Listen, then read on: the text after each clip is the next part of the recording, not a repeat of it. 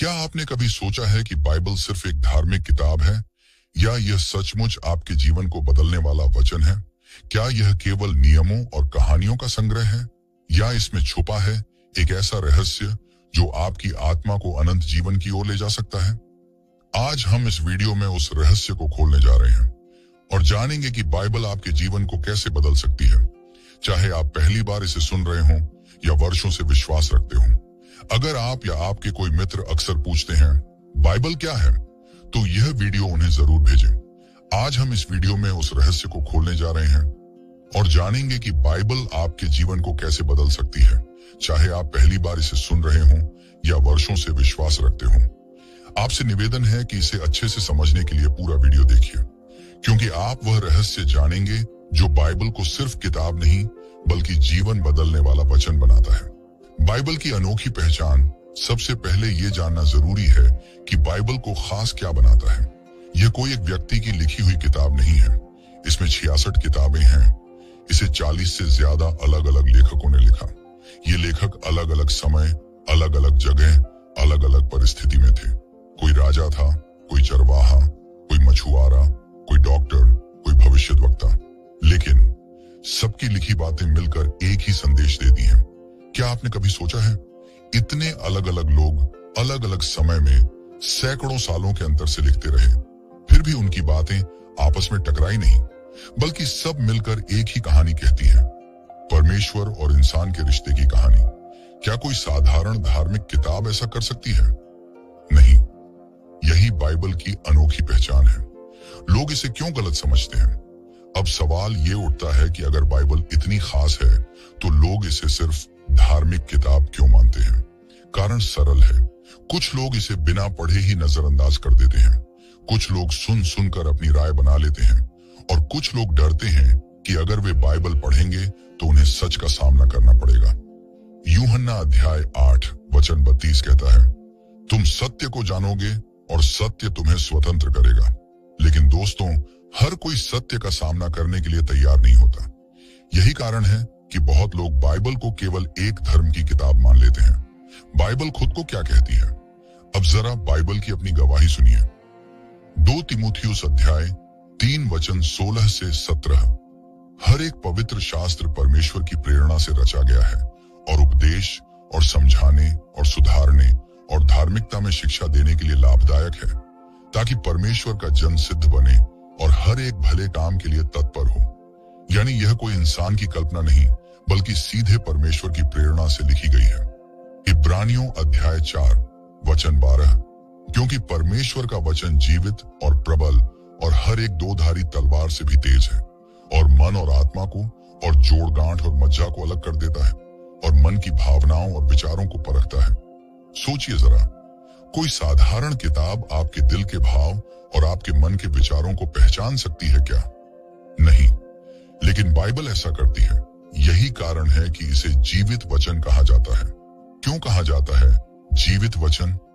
अब आप सोचेंगे कि किताब तो कागज और स्याही से बनी होती है, फिर यह कैसे जीवित हो सकती है? मगर जब आप इसे पढ़ते हैं तो आपको लगता है कि कोई आपसे बात कर रहा है।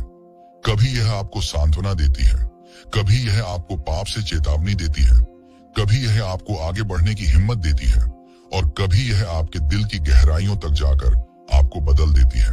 दोस्तों, यही बाइबल की शक्ति है। यह सिर्फ शब्द नहीं, बल्कि परमेश्वर की आत्मा से भरे हुए शब्द हैं।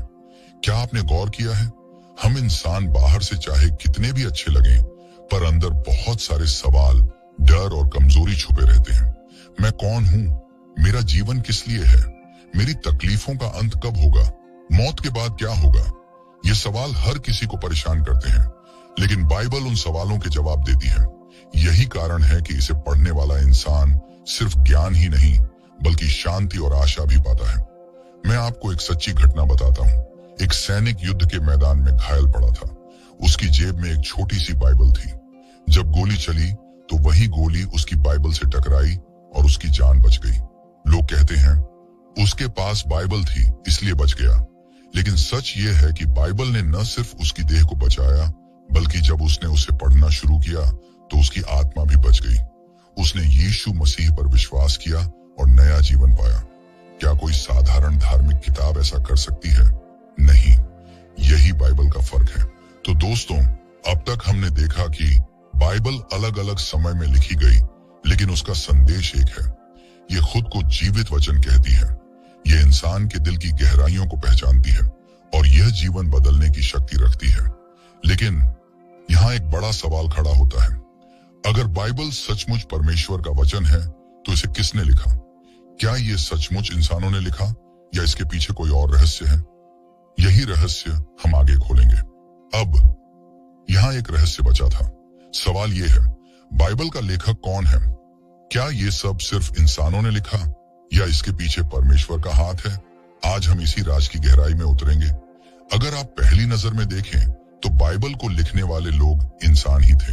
मूसा, दाऊद, यशायाह, मत्ती, मरकुस, लूका, यूहन्ना, पौलुस, इन सब ने अपने अपने समय में कलम उठाई और लिखा। लेकिन बाइबल बार बार कहती है कि ये सब उन्होंने अपनी समझ से नहीं लिखा। 2 पतरस अध्याय 1 वचन 21, क्योंकि कोई भविष्यवाणी कभी मनुष्य की इच्छा से नहीं हुई, परंतु पवित्र आत्मा से प्रेरित होकर मनुष्यों ने परमेश्वर की ओर से बातें कही। यानी लेखक इंसान थे, लेकिन प्रेरणा परमेश्वर से थी। सीधे शब्दों में कहें तो कलम इंसान के हाथ में थी, लेकिन शब्द परमेश्वर के थे। अब सोचिए, पुराने नियम और नए नियम के बीच लगभग 400 साल का अंतर है। इतना लंबा समय बीत गया, पर दोनों में विरोध नहीं, बल्कि पूरा सामंजस्य है। पुराना नियम आने वाले मसीहा का वादा करता है, नया नियम उसी मसीहा, यीशु मसीह के पूरे होने की गवाही देता है। जैसे किसी किताब का पहला भाग वादा हो और दूसरा भाग उसका पूरा होना। यह काम कोई इंसान अपनी योजना से नहीं कर सकता। यह तो वही कर सकता है जिसने शुरू से अंत तक सब कुछ देखा हो, यानी खुद परमेश्वर। क्या आप जानते हैं कि बाइबल में हजारों भविष्यवाणियां लिखी गई हैं? कुछ पूरी हो चुकी हैं और कुछ आज भी पूरी हो रही हैं। उदाहरण के लिए, यशायाह की किताब 700 साल पहले ने कहा कि एक कुमारी गर्भवती होगी और एक पुत्र जन्मेगा। यशायाह अध्याय 7 वचन 14। मीका ने बताया कि मसीहा का जन्म बेतलेहम में होगा। मीका अध्याय 5 वचन 2।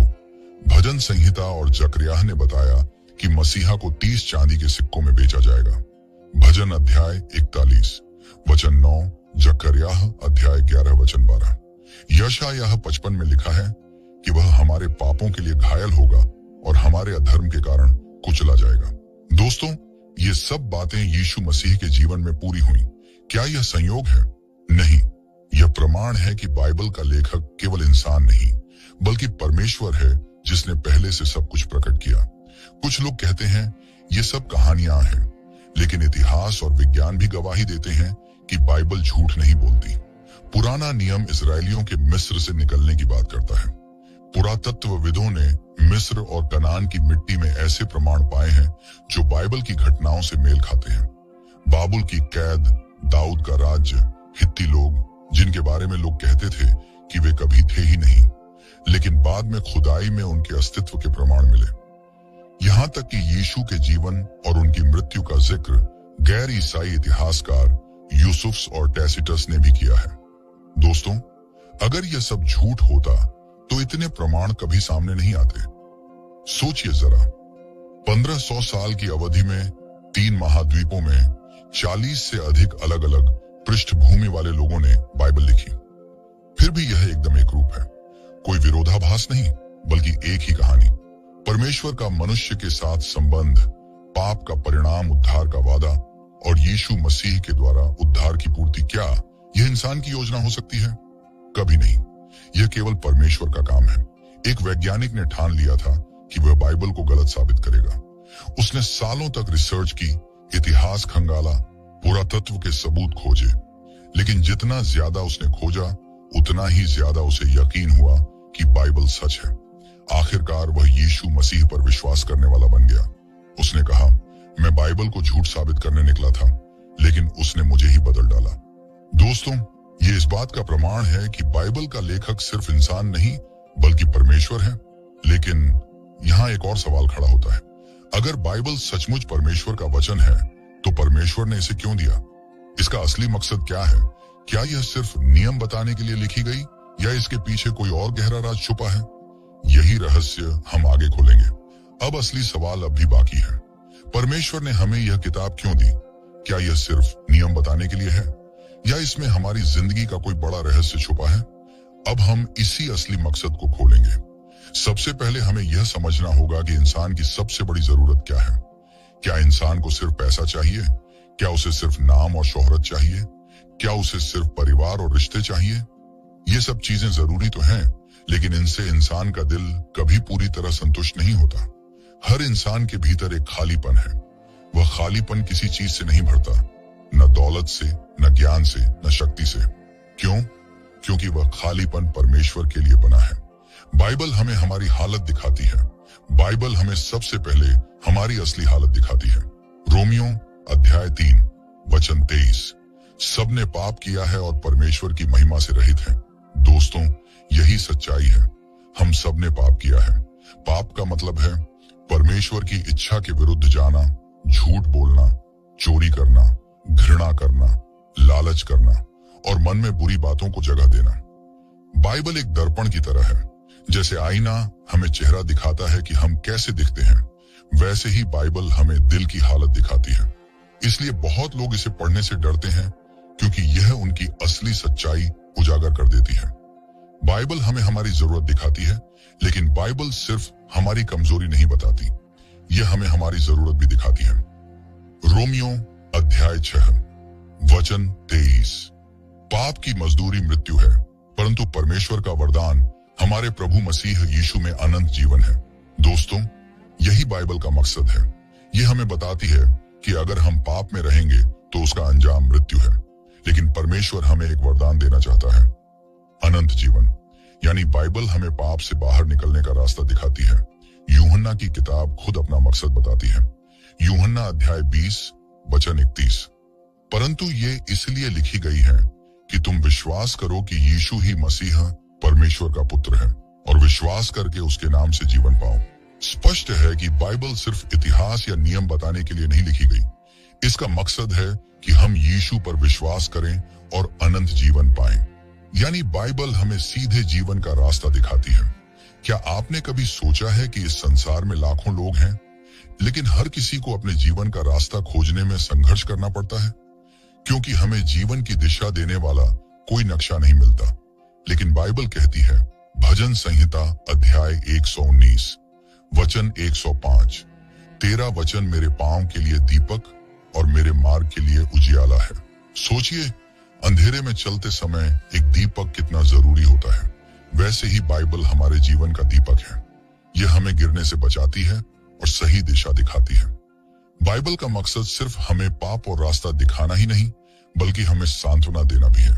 जब कोई दुखी होता है, बाइबल उसे ढांढस देती है। भजन संहिता अध्याय 34 वचन 18, यहोवा टूटे मन वालों के समीप रहता है और खेदित आत्मा वालों का उद्धार करता है। जब कोई अकेला महसूस करता है, बाइबल उसे बताती है कि परमेश्वर उसके साथ है। मत्ती अध्याय 28 वचन 20, मैं जगत के अंत तक सदैव तुम्हारे संग हूं। दोस्तों, यही बाइबल का मकसद है, हमें आशा देना, हमें उठाना और हमारे दिल को चंगा करना। बाइबल जीवन बदलती है। शायद आपने देखा होगा कि बहुत लोग कहते हैं, बाइबल पढ़कर मेरा जीवन बदल गया। ये सच है, क्योंकि बाइबल में परमेश्वर का आत्मा काम करता है। यह हमारे अंदर काम करके हमें नया इंसान बनाता है। 2 कुरिन्थियों अध्याय 5 वचन 17, इसलिए यदि कोई मसीह में है तो वह नई सृष्टि है, पुरानी बातें जाती रही, देखो सब कुछ नया हो गया है। यानी बाइबल हमें पापी से पवित्र, निराश से आशावान और मृत आत्मा से जीवित आत्मा बना देती है। एक युवक था जिसकी जिंदगी गलत रास्तों में बर्बाद हो गई थी। शराब, झगड़े और अपराध उसकी दिनचर्या बन गए थे। एक दिन किसी ने उसे बाइबल दी। शुरुआत में उसने इसे मजाक में पढ़ा, लेकिन धीरे धीरे शब्द उसके दिल को छूने लगे। वह समझ गया कि परमेश्वर उससे प्रेम करता है और उसका जीवन बदल सकता है। आज वही युवक एक नया इंसान है, परिवार का सहारा है और लोगों के लिए आशीष है। दोस्तों, यही बाइबल का असली मकसद है, जीवन बदलना।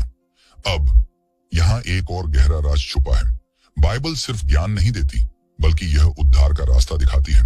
यूहन्ना अध्याय 14 वचन 6, यीशु ने कहा, मार्ग और सत्य और जीवन मैं ही हूं।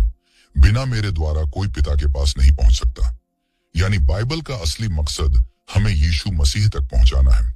अब सवाल है, क्या बाइबल सिर्फ सलाह देने वाली किताब है या ये हमें आत्मिक लड़ाइयों में भी ताकत देती है?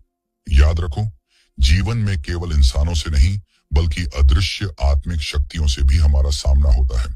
कई बार हमें लगता है कि सब ठीक चल रहा है, फिर अचानक निराशा, डर, शक और प्रलोभन हमें घेर लेते हैं। तब असली सवाल यही होता है, हम किस हथियार से इनसे लड़ें? बाइबल खुद बताती है कि परमेश्वर ने हमें एक आत्मिक शस्त्रागार, स्पिरिचुअल आर्मर दिया है और उसमें सबसे धारदार हथियार है परमेश्वर का वचन यानी बाइबल। एक, आत्मिक युद्ध की सच्चाई। पौलुस ने इफिसियों अध्याय 6 वचन 12 में लिखा है, क्योंकि हमारा मल्ल युद्ध रक्त और मांस से नहीं परंतु प्रधानताओं से, अधिकारियों से, इस संसार के अंधकार के हाकिमों से और उस दुष्टता की आत्मिक सेनाओं से है जो आकाश में है। यह पद हमें सिखाता है कि हमारी असली दुश्मनी इंसानों से नहीं बल्कि शैतान और उसकी चालाक योजनाओं से है। अगर हम यह युद्ध सिर्फ अपने बल से लड़ेंगे तो हार जाएंगे, लेकिन अगर हम बाइबल के वचन को हथियार बनाएंगे तो हम विजयी होंगे। 2, यीशु ने शैतान पर कैसे विजय पाई? मत्ती रचना अध्याय 4 में लिखा है कि जब यीशु जंगल में 40 दिन और 40 रात उपवास कर रहे थे, तब शैतान ने आकर उन्हें परीक्षा में डाला। उसने रोटियों के लिए पत्थरों को बदलने का सुझाव दिया, मंदिर की छोटी से कूदने को कहा और सारे संसार का राज्य देकर उसकी आराधना करने को कहा। लेकिन हर बार यीशु ने क्या किया? उन्होंने शैतान से बहस नहीं की, न ही अपनी ताकत दिखाई। उन्होंने केवल एक ही चीज का इस्तेमाल किया, लिखा है, मनुष्य केवल रोटी ही से नहीं परंतु हर एक वचन से जो परमेश्वर के मुख से निकलता है जीवित रहेगा। लिखा है, तू अपने प्रभु परमेश्वर की परीक्षा न ले। लिखा है, तू प्रभु अपने परमेश्वर को दंडवत कर और केवल उसी की सेवा कर। ध्यान दो, शैतान तब तक हार नहीं मानता जब तक उसे परमेश्वर का वचन सुनाया न जाए। 3, बाइबल तलवार की तरह क्यों है? इब्रानियों अध्याय 4 वचन 12 में लिखा है, क्योंकि परमेश्वर का वचन जीवित और प्रबल और हर एक दो-धारी तलवार से भी तीक्ष्ण है। सोचो, एक तलवार कैसी होती है? यह हमला भी कर सकती है और रक्षा भी। ये दुश्मन को पास आने नहीं देती, ये साफ और सटीक वार करती है। वैसे ही जब हम शैतान के झूठ और प्रलोभनों के सामने बाइबल का वचन इस्तेमाल करते हैं तो वह काट खाता है और भाग जाता है। 4, हमारे जीवन की आत्मिक लड़ाइयां। अब सवाल है, आज हमें कहां कहां युद्ध करना पड़ता है? 1, डर के समय, जब अचानक बीमारी, आर्थिक संकट या भविष्य की चिंता हमें डराती है, तब हम भजन संहिता अध्याय 23 वचन 4 को याद कर सकते हैं। चाहे मैं घोर अंधकार की तराई में होकर चलूं तो अभी हानि से न डरूंगा क्योंकि तू मेरे साथ है। 2, निराशा के समय, जब लगता है सब खत्म हो गया है। यिर्मयाह अध्याय 29 वचन 11 कहता है, क्योंकि मैं तुम्हारे लिए जो कल्पनाएं करता हूं उन्हें जानता हूं, वह हानि की नहीं वरन कुशल ही की है। 3, प्रलोभन के समय, जब पाप आकर्षित करता है। 1 कुरिन्थियों अध्याय 10 वचन 13 हमें आश्वासन देता है कि परमेश्वर परीक्षा से निकलने का मार्ग देता है। हर स्थिति में बाइबल का वचन हमारी ढाल और तलवार है। 5, विश्वासियों की गवाही। इतिहास गवाह है कि हजारों मसीही शहीदों और विश्वासियों ने बाइबल के वचनों से ताकत पाई। जेल में पौलुस और सीलास ने वचन गाकर प्रार्थना की और जंजीरें टूट गईं। हडसन टेलर जैसे मिशनरी ने चीन में कठिन परिस्थितियों के बीच परमेश्वर के वचनों पर भरोसा करके कार्य किया। आज भी कई मसीही गवाहियां देते हैं कि जब उन्होंने डर और तनाव के समय बाइबल पढ़ी तो उन्हें शांति और शक्ति मिली। 6, बाइबल सिर्फ पढ़ने के लिए नहीं, इस्तेमाल करने के लिए है। बहुत से लोग बाइबल को शेल्फ पर रखते हैं लेकिन इस्तेमाल नहीं करते। सोचो, अगर एक सैनिक के पास तलवार हो लेकिन वह उसे कभी निकाले ही नहीं तो क्या होगा? वह दुश्मन के सामने हार जाएगा। उसी तरह अगर हम बाइबल को सिर्फ सुनते हैं लेकिन उसे अपने जीवन में लागू नहीं करते तो हम कमजोर रहेंगे। याकूब अध्याय 1 वचन 22 कहता है, वचन पर चलने वाले बनो, केवल सुनने वाले ही नहीं, अपने आप को धोखा देने वाले न बनो। अब तक हमने देखा कि बाइबल न केवल जीवन बदलती है बल्कि आत्मिक युद्ध में हमें जीत दिलाती है। लेकिन एक बड़ा सवाल अभी भी बाकी है। बाइबल का परम मकसद आखिर है क्या? क्या यह केवल हमें मजबूत बनाने के लिए है? क्या यह केवल मार्गदर्शन देने के लिए है? या इसमें कोई गहरा रहस्य छिपा है जो हमें अनंत जीवन से जोड़ता है? यह रहस्य हम आगे खोलेंगे। अब असली सवाल यही है, क्या बाइबल का उद्देश्य केवल इतना ही है? क्या बाइबल केवल हमें रोजमर्रा की समस्याओं से निकालने के लिए दी गई है, या इसमें कोई और गहरा रहस्य छिपा है? दोस्तों, इस भाग में हम उस रहस्य को खोलेंगे कि बाइबल हमें किस दिशा में ले जाती है और उसका सबसे बड़ा मकसद क्या है। बाइबल का केंद्र बिंदु केवल नियम, कहानियां या नैतिक शिक्षा नहीं है। इसका सबसे बड़ा संदेश है उद्धार, यानी परमेश्वर के साथ मेल मिलाप। यूहन्ना अध्याय 3 वचन 16 कहता है, क्योंकि परमेश्वर ने जगत से ऐसा प्रेम रखा कि उसने अपना इकलौता पुत्र दे दिया, ताकि जो कोई उस पर विश्वास करे वह नाश ना हो परंतु अनंत जीवन पाए।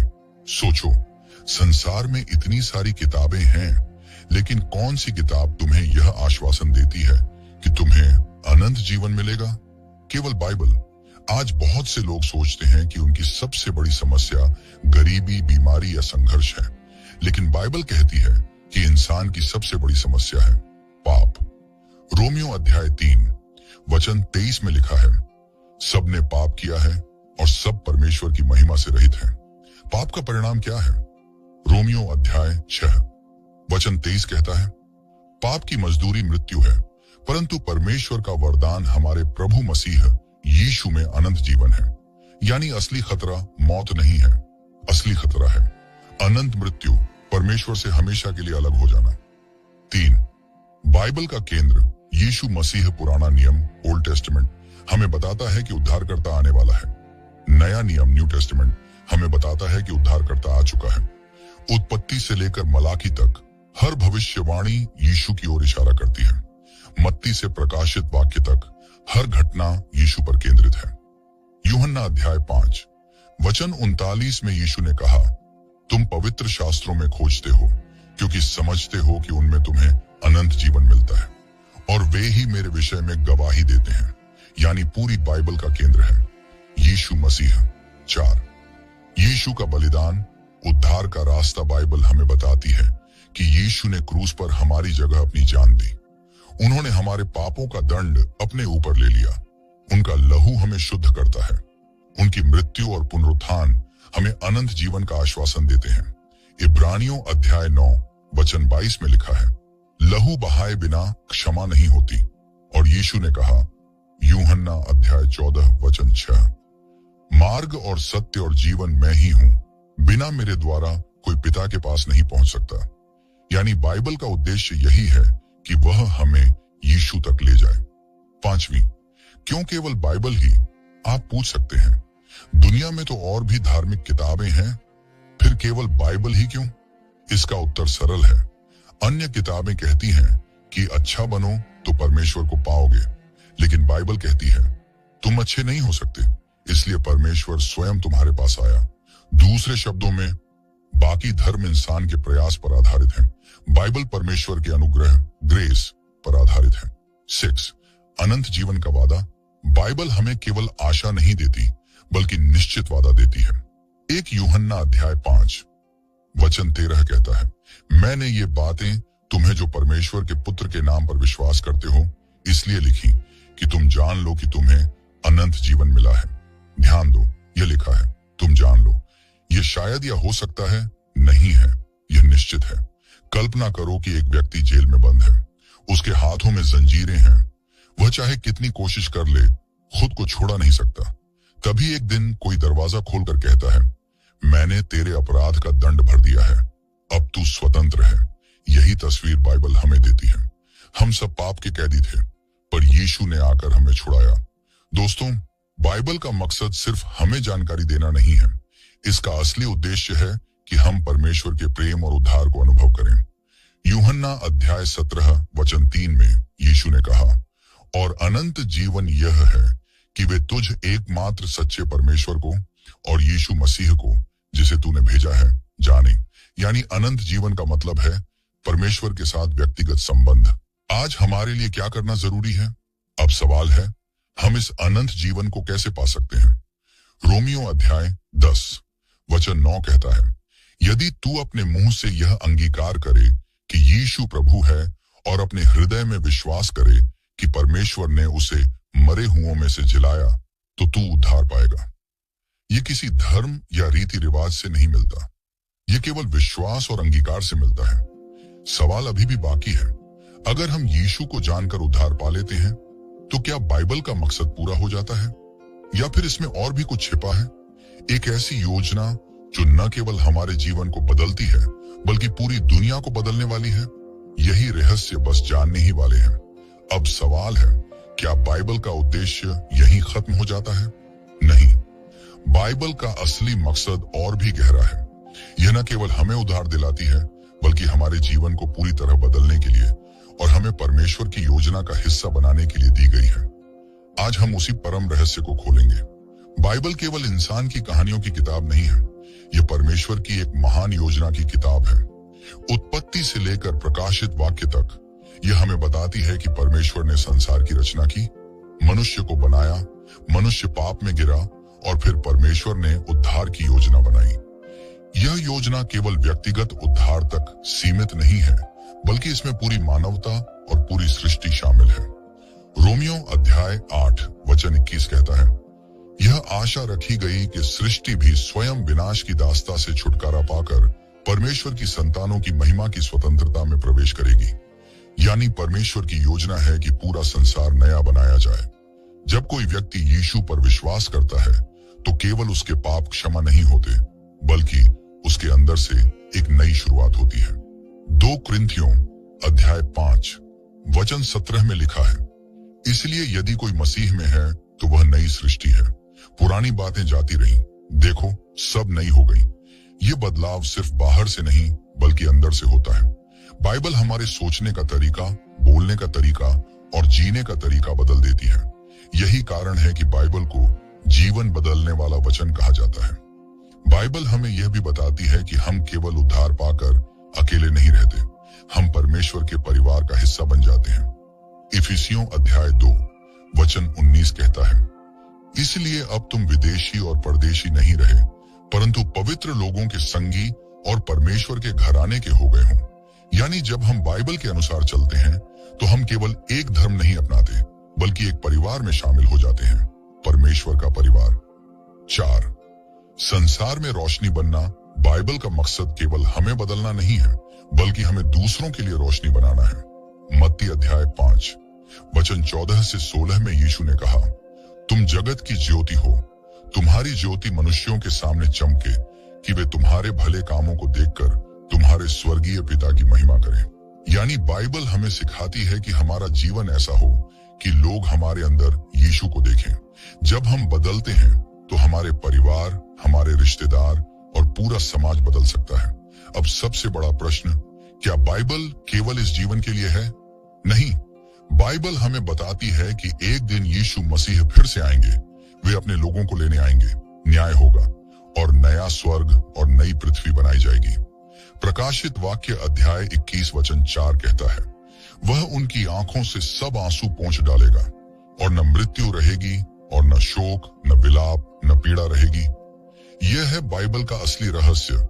यह हमें केवल वर्तमान जीवन में मदद नहीं करती बल्कि हमें भविष्य की अनंत महिमा की ओर भी ले जाती है। अगर एक वाक्य में बाइबल को समझना हो तो यह है, बाइबल परमेश्वर का प्रेम पत्र है। यह हमें बताती है कि परमेश्वर हमसे कितना प्रेम करता है। यह हमें दिखाती है कि उसने हमारे लिए अपने पुत्र को बलिदान कर दिया। यह हमें सिखाती है कि उसका प्रेम कभी खत्म नहीं होता। यिर्मयाह अध्याय 31 वचन 3 में लिखा है, मैंने तुझसे सदा प्रेम किया है, इस कारण मैंने अपनी करुणा तुझ पर बनाए रखी है। जब हम बाइबल पढ़ते हैं तो हम केवल शब्द नहीं पढ़ते, हम परमेश्वर की आवाज सुनते हैं। अब सवाल है, अगर बाइबल इतनी महान है तो हमें क्या करना चाहिए? नियमित रूप से पढ़ना, जैसे रोज की रोटी वैसे ही रोज का वचन। उस पर मनन करना, केवल पढ़ना नहीं बल्कि उस पर गहराई से सोचना। जीवन में लागू करना, केवल सुनना नहीं बल्कि उसके अनुसार जीना। दूसरों से बांटना, ये रोशनी छुपाने के लिए नहीं है, इसे बांटने के लिए है। एक युवक था जिसकी जिंदगी नशे, अपराध और निराशा से भरी थी। उसके पास कोई आशा नहीं थी। एक दिन किसी ने उसे बाइबल दी। वह पहले मजाक में पन्ने फाड़कर सिगरेट बनाने लगा, लेकिन जैसे जैसे उसने शब्द पढ़े उसका दिल बदलने लगा। उसने यीशु को स्वीकार किया और आज वह लाखों युवाओं को सही रास्ता दिखा रहा है। यह है बाइबल की शक्ति। दोस्तों, अब आपसे एक सवाल है, आपके लिए बाइबल क्या है? क्या यह सिर्फ एक धार्मिक किताब है या यह सच में आपके जीवन को बदलने वाली पुस्तक है? याद रखो, बाइबल को दूर से देखने से कुछ नहीं होगा। जब तक आप इसे पढ़कर अपने दिल में जगह नहीं देंगे, तब तक इसका असर नहीं होगा। तो अब पूरा रहस्य खुल चुका है। बाइबल केवल एक धार्मिक किताब नहीं है, यह आत्मिक युद्ध में हमारी तलवार है। यह हमें उद्धार और अनंत जीवन का मार्ग दिखाती है। यह हमारे जीवन को अंदर से बदलती है। यह हमें परमेश्वर के परिवार और भविष्य की आशा में जोड़ती है। और सबसे बढ़कर यह परमेश्वर का प्रेम पत्र है। यही बाइबल का असली मकसद है। प्रिय मित्र, अगर आपने अभी तक बाइबल को केवल एक किताब माना है, तो आज से इसे अपना प्रिय मित्र, अगर आपने अभी तक बाइबल को केवल एक किताब माना है, तो आज से इसे अपने जीवन की दिशा मानिए। इसका हर शब्द जीवित है, प्रबल है और आपके जीवन को बदल सकता है। इसे रोज पढ़ना शुरू कीजिए, इसके वचनों पर विश्वास कीजिए और अपने जीवन में यीशु को जगह दीजिए। तब आप देखेंगे कि आपका जीवन पहले जैसा कभी नहीं रहेगा। दोस्तों, अब आपने जान लिया कि बाइबल सिर्फ एक किताब नहीं, बल्कि जीवन बदलने वाला वचन है। अगर इस वीडियो ने आपके दिल को छुआ है, तो मैं आपको बस एक सुझाव देना चाहता हूं। अगर आप चाहे तो इस वीडियो को लाइक कर सकते हैं। अगर आप चाहे तो अपने दोस्तों और परिवार के साथ इसे शेयर कर सकते हैं। और अगर आपके दिल में लगे तो चैनल को सब्सक्राइब भी कर सकते हैं। और हाँ, अगर मन चाहे तो बेल आइकन दबा दीजिए, ताकि जब भी हम बाइबल की नई गहरी सच्चाइयां लेकर आए, आपको सबसे पहले पता चले। साथ ही अगर आप चाहे तो हमें कमेंट में जरूर बताइए कि इस वीडियो से आपको क्या सीख मिली और आगे किस विषय पर आप वीडियो देखना चाहते हैं। याद रखिए, बाइबल का वचन जीवन बदलता है और वह जीवन आपका भी हो सकता है। परमेश्वर आपको आशीष दे।